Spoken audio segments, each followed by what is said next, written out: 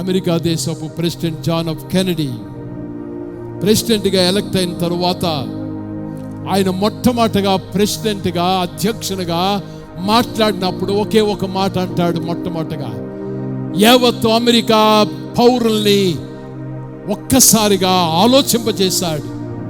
ఏమిటో తెలుసది? ఈ దేశం నాకు ఏమి చేసిందని కాదు, నేను ఈ దేశానికి ఏమి చేయగలను.